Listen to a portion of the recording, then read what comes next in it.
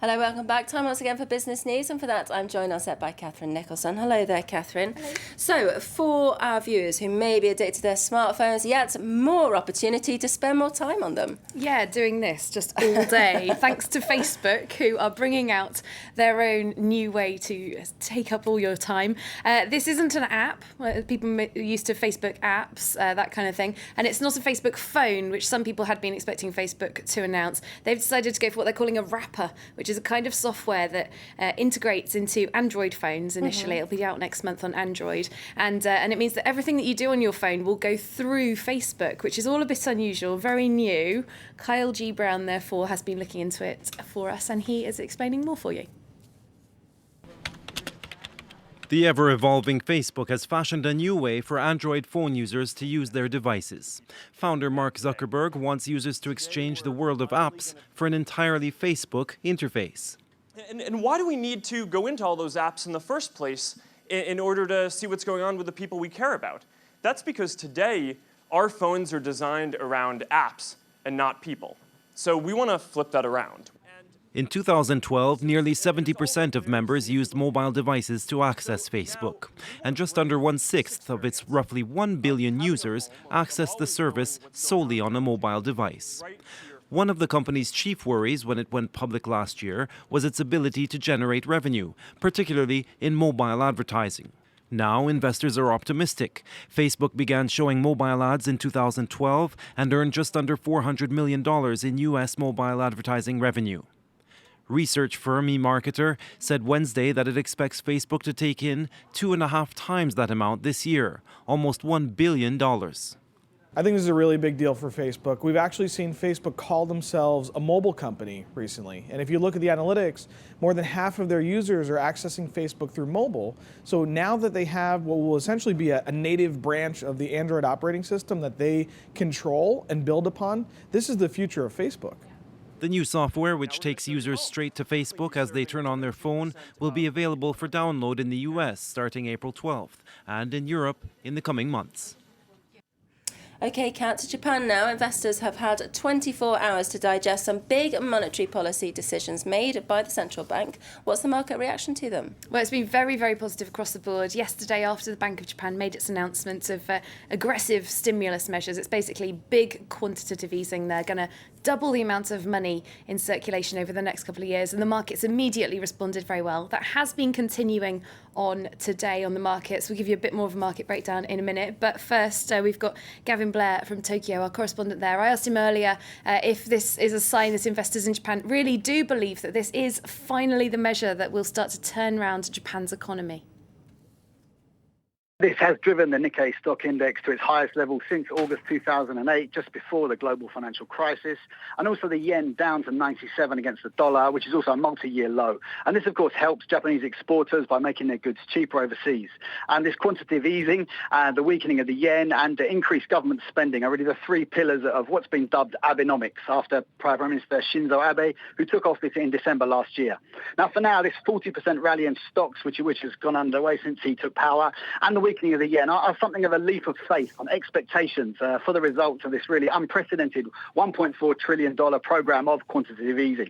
To put that in perspective, relative to the size of the economies, this is double the size of the stimulus measures from the Obama administration in the wake of the global financial crisis. Now, the elephant in the room here is really Japan's national debt, which at over 200% of GDP is a higher rate than any country in the world except Zimbabwe.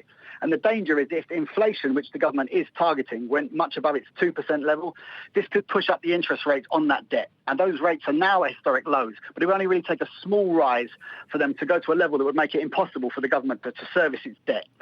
And that could effectively bankrupt the government of the world's third largest economy. Okay, a very strong showing on the Nikkei there, Kat. How about the rest of the markets? Yeah, like you say, the Nikkei has been strongly up this Friday.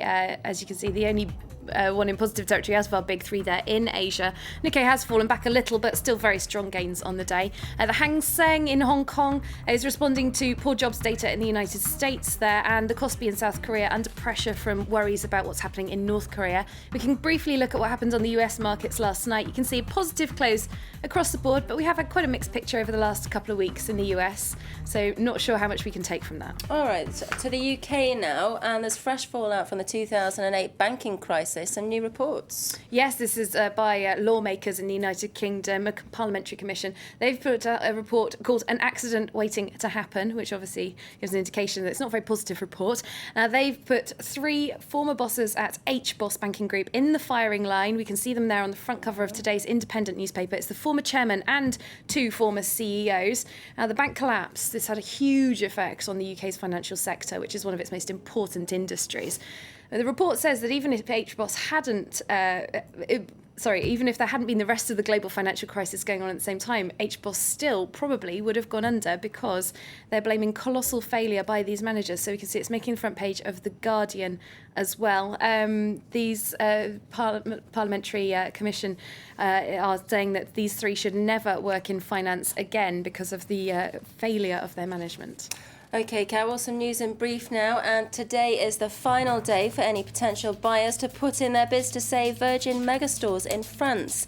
The chain went into liquidation in January. 26 branches are under threat of closure, and that means more than 1,000 workers risk losing their jobs.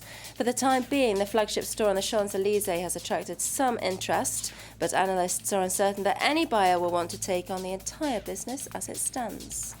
Economic problems in Spain are having a big knock-on effect on another big European retailer. Electronics chain Darty is set to pull out of its loss-making Spanish business. 650 jobs will be slashed, and it'll cost Darty €30 million to shut down the operation in Spain.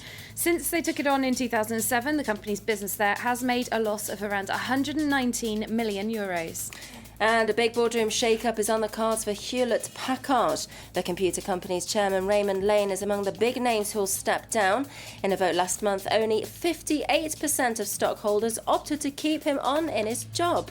Hewlett-Packard has been criticised for spending €8.5 billion on British software company Autonomy, and most of Autonomy's value has since been written off. All right, so Kat, Qatari investors are set to buy another iconic French company. Which one this time? This time it's the Printemps department store, which I'm sure you've heard of. I have indeed. Big shopping fan, Can't as I afford to know. shop there, but It's one of the beautiful big department stores in Paris, along with Galeries Lafayette. Now, there's 16 of them around France, in fact, and according to reports, Qatari investors are going to buy them all out. And of course, this is just the latest in a string of investments by Qataris. Paris Saint-Germain Football Club, luxury hotels in the south of France, Vinci, the building firm, the media group Lagardère, the list goes on. certainly does. And talking about shopping, Kat, and there's a new report showing which countries' travellers spend the most. Who are they? Yeah, not just here in Paris, but all over the world, and it is the Chinese who spend the most now when they go on holiday. They have toppled the Germans from the number 1 spot on this ranking. This is actually from a United Nations report by the World Tourism Organization. It shows that they spent around €78 billion on their trips abroad from China last year, and that's up 41% on the year before. It's a reflection really of where the money is right now, where the power's shifting in the world. We can see that French and Italians are spending less when they go abroad, and there's also Russians and Brazilians are upping their spending. So it's kind of a good overview of where the cash is right now. It certainly is. Okay, thanks very much, Kat. Catherine Nicholson there with the business news. Time